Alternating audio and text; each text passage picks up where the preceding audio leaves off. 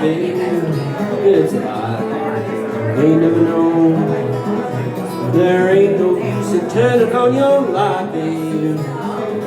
I'm on the dark side of the road.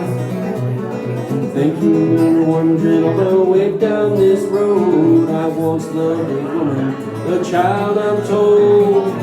Gave her my heart, but she wanted my soul. Don't think twice, it's alright.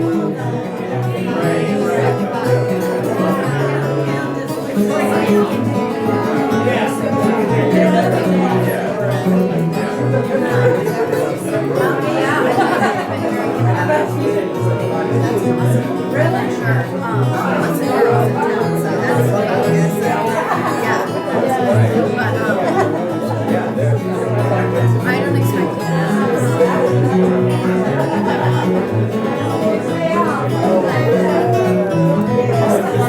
There ain't no use in calling out her name now, like you never done before. There ain't no use in calling out my name now, 'cause I can't hear you anymore. I'm wishing there was something you could do, say, trying to make me change my mind and stay. We never did too much talking anyway, so don't think twice, it's alright.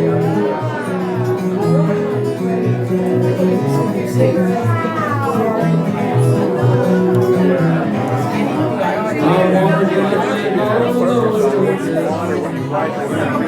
setting up meetings for people for money or so I'm just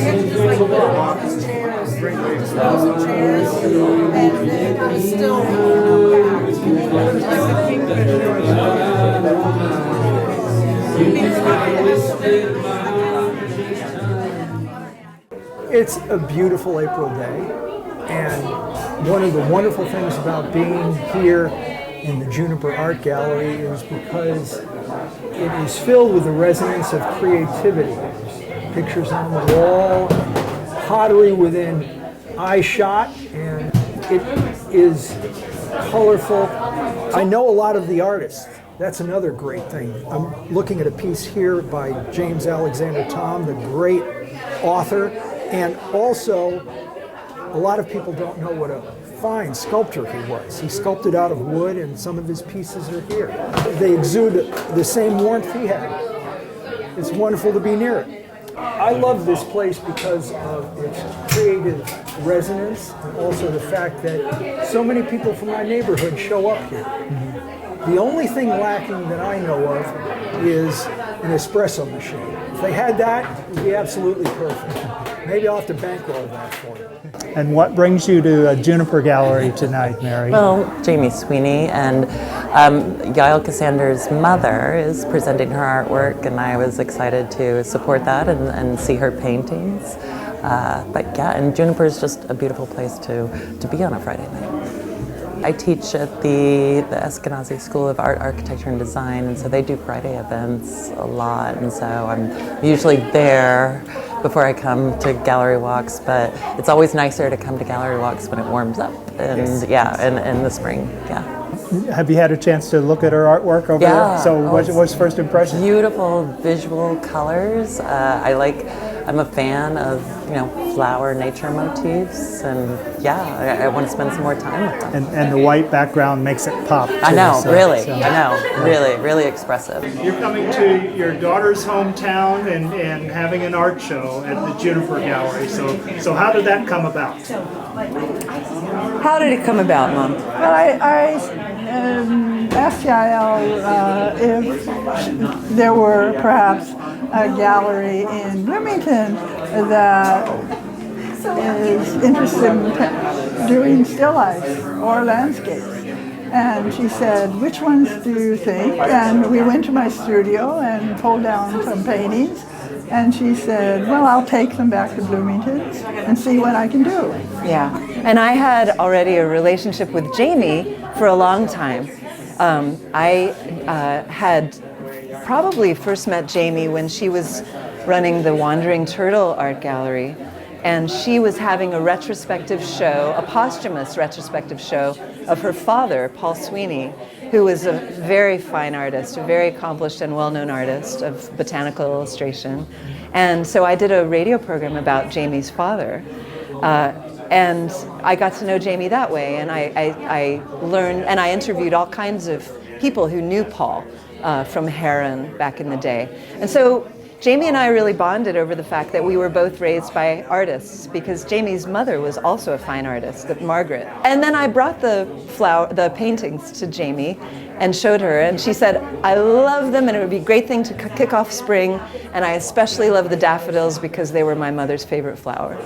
I didn't just get into floral art. I do mostly portraits and landscapes and large landscapes, mostly of Alaska, where I'm from. But I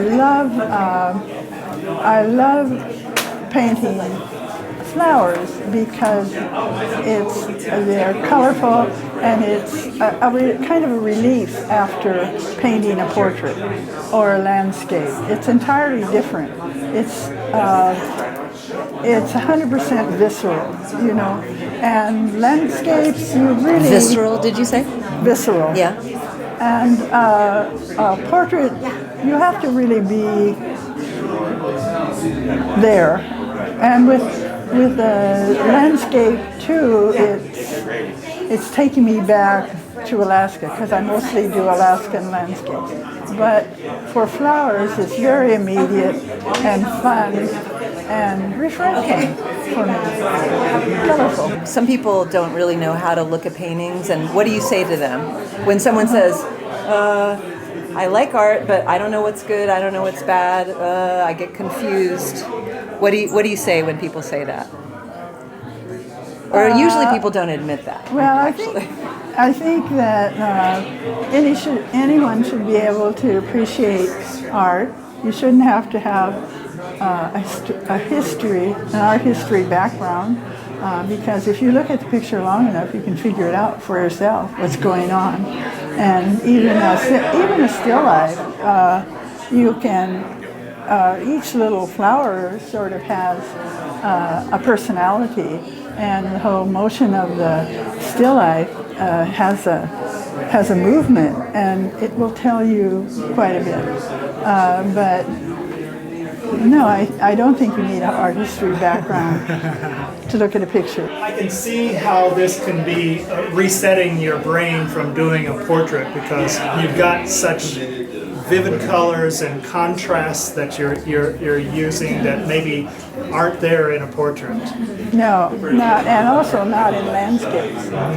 It's just nice to get out all the cadmiums and make an explosion of color. But also I'm really interested in the negative shapes. I'm not particularly interested in the flower itself, but the shape of the flower around it, you know, like a silhouette. A lot of them are simply silhouettes. They're not articulated too much. It is a spectacle for the eyes. Vivid floral paintings, beautiful colors, beautiful symmetry. I am not an art critic, but I know what I like, and I love seeing these paintings on exhibit. I'm John Bailey. I worked for a number of years full-time with Yael Ksander. She is a treasured colleague and a dear friend, and I've known her mom for some time, and it's been my treat to see her works on exhibit, brought all the way out from the Washington, D.C. area to Juniper. I think this is a friendly, welcoming space. I love seeing a vibrant, representative space from the arts community, serving the arts community in a neighborhood like this, and it really enhances the quality of life here in Bloomington. I've been going to Jamie's galleries for the entirety of my 13 years I've lived in Bloomington. I visited her previous gallery in Spencer and had kind of a moment of, shall we say, kismet. I had had a dream the night before that I encountered a Johnny Cash oil painting and bought it. And I walked into the gallery the next day, no idea what to expect. First thing I see in front of me is a Johnny Cash painting right in my price range. And I realized this is fate. I need to pick it up. And it was by one of my favorite local artists, Joel Washington. It had to be done. Well, I've been with Juniper since about when they first opened, when they were back when they were Wandering Turtle. And then I was showing my wall pieces, wall sculpture and what have you. But today I have sculpture pieces with me. Recently I've been doing, these are cold cast bronze, and these are other resin castings. So it's rather involved, you know, doing the original clays and going through the mold making process and all that. So yeah, I'm happy to continue to be with Jamie. Hi, my name is Becky Wood, and I am an artist here at the Juniper Gallery. I typically do work on paper, and the work that I have here at the gallery right now is oil pastel, as well as watercolor. I create a painting every day, and I have done that for the past more than 13 years. The piece here is called Diagnosis, and it is part of a series that I started working on after my mom was diagnosed with cancer in around 2012. I was trying to get at the notion of a sort of break or intrusion with the work. I'd like to thank Jamie for featuring my work. I'd like to thank my friend Lynn for connecting me with Jamie. And I'd also like to say a shout out to my friends at the old Pygmalion's art supply store. I used to work there years ago, and I still am connected with the people that are the Pygmalion's family, and I suspect I'll always be connected to them. So a big thanks to everyone, and I appreciate being here and being a part of this.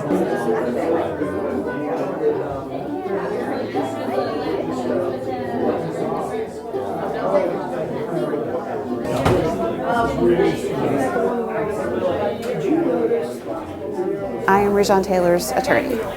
I have been representing Rejon since 2017. Rejon was only 18 years old when he and his friends were involved in a very impulsive event that resulted in the death of a white man named Guy Luke. Rejon was just a kid, completely a duck out of water in Chattanooga, Tennessee, where he spent his whole life in Atlanta.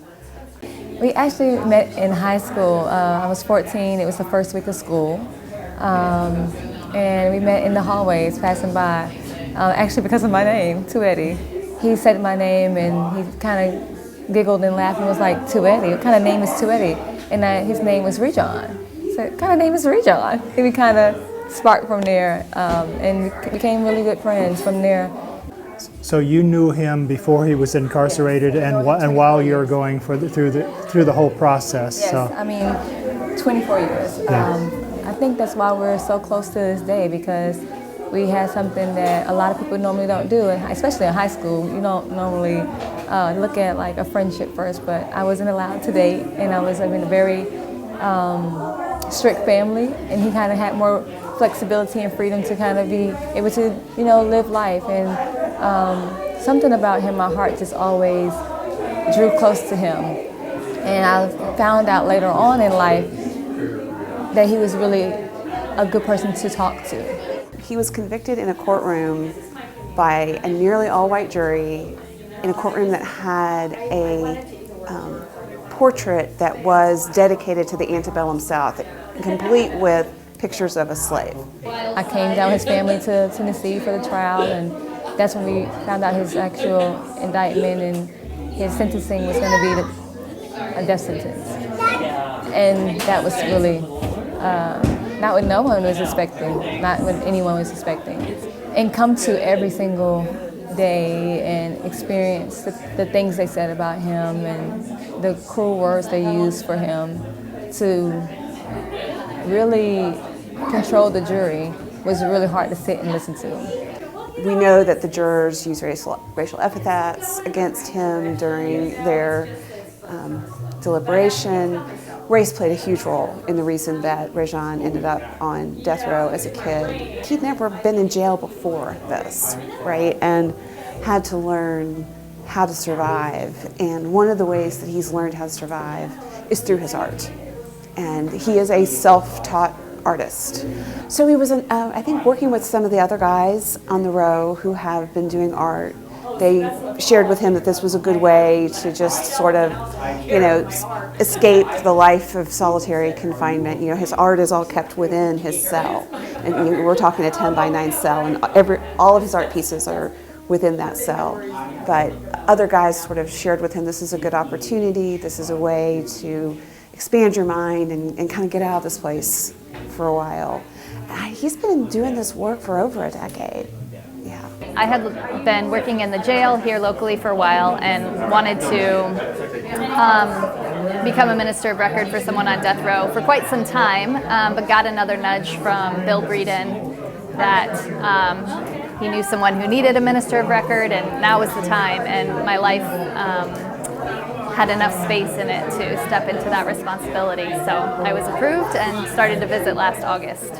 I'm a people person, and Rejon is extremely relational, and he's a writer, and I'm a writer, and I've been surprised, I guess, I didn't know what to expect, but by just how connective it's been and how much light this relationship has given to my life. I lie on my back inside a concrete prison tomb, watching dust particles. It's a little surreal. Last time I was here for Yuri's exhibit, I was on the stage and I read Rejon's piece aloud, and from that, Jamie started writing with Rejon, and so I just have a deep gratitude for her reaching out to him and his art being here now, and the way that those little nudges and connections can really birth these beautiful experiences. So when did you learn that he had some artistic talent? Actually on death row, which was very surprising.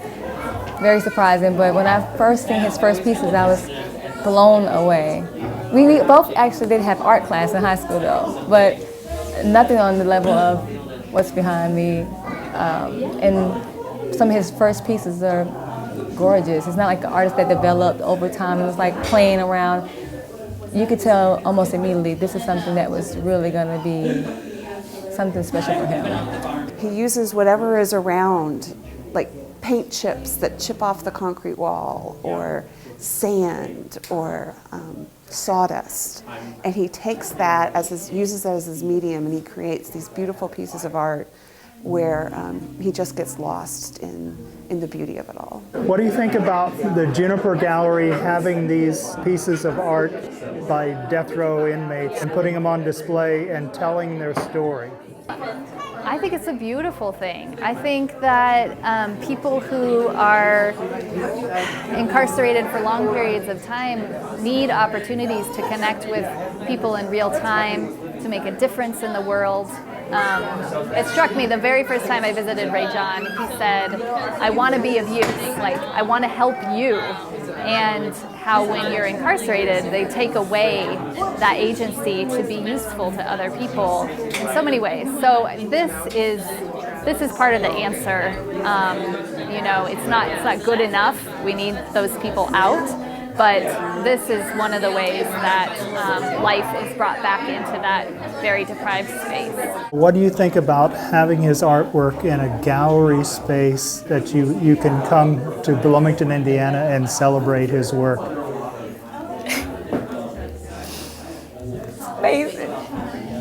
Amazing. Amazing. I can't sit here I can't sit here and not say thank you to Jamie and Graham. I just came from a show, literally last night, and the overwhelming support he had. I'm still on the high from yesterday. So many spoke about him in such a positive way. It was amazing. I keep on saying this is the beginning of a big journey for him, and I know that I think yesterday was where people seen it. I've always seen it in him, and when I see his artwork, I think I kind of felt this coming one day, but to see it in fruition is like, it's still mind-blowing. Anything else that you feel like I need to capture tonight? I would hope that people would take what he says all the time, like when they look at his art, I hope they see, of course, the captivity he's in, and that he is actually in a cell, a prison cell, making the art that you see behind me. You know, I think that people should definitely understand and really see that he still finds hope. And you can see it in his pictures. And that individuals should be able to know that he does have individuals who love him. And when he has those moments, even though he's in a lot of dark, you know, moments, 22 hours of confinement is not a happy thing to wake up to every day. But he has the chance to use his, you know, brush.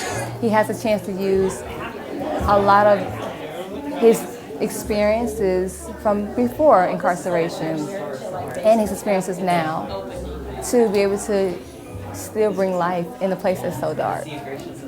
I think Jamie is an incredible advocate for the arts in Bloomington, and she is the real deal. She loves art, but she also loves the humans that make the art, and she's just a great humanist, really, more than anything. And she has a huge heart. She's a treasure. Yeah, she's a treasure, and you know, Bloomington, it's not inevitable that we should be an art capital. And it's in fact quite precarious at times.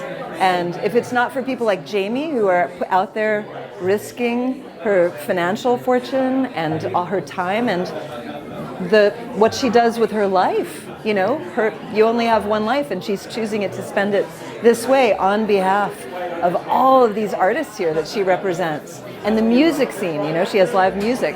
It's really an admirable thing. And I appreciate her trusting that this was something that contributed to our community and all of the many artists that she supports and has supported over the years. So I really appreciate that. Mr. Coaching, Mr. Coaching, Mr. Coaching, come on again.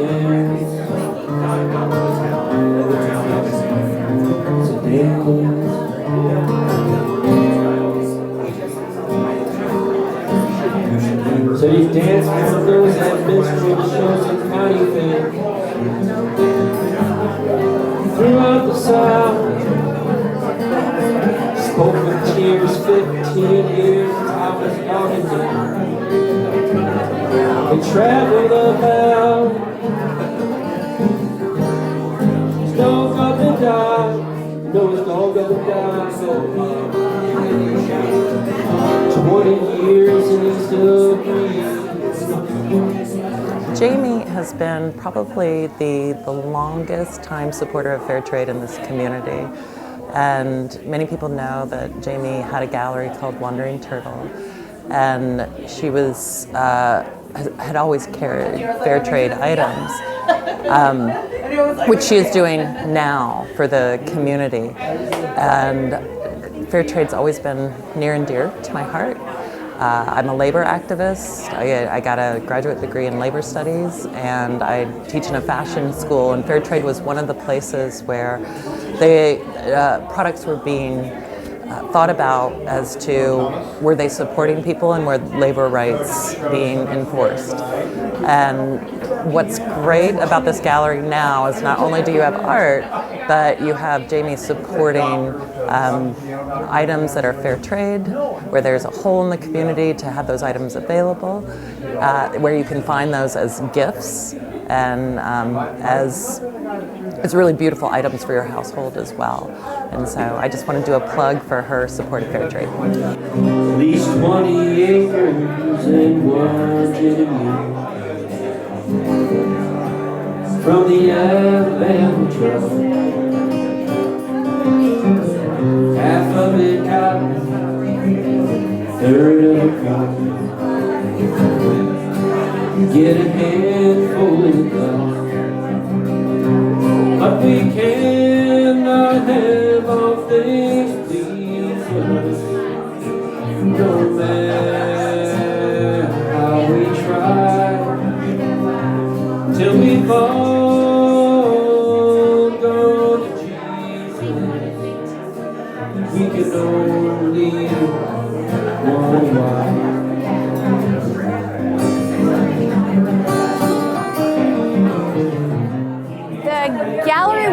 here in Bloomington really do bring the community together to not only look at the art, but also to meet each other, to build a kind of art family in the different galleries that are involved, and really strengthen the arts as a whole. It's a great way to just kind of see things at a glance all across downtown, and it's an invitation to explore places that you might otherwise not just wander into.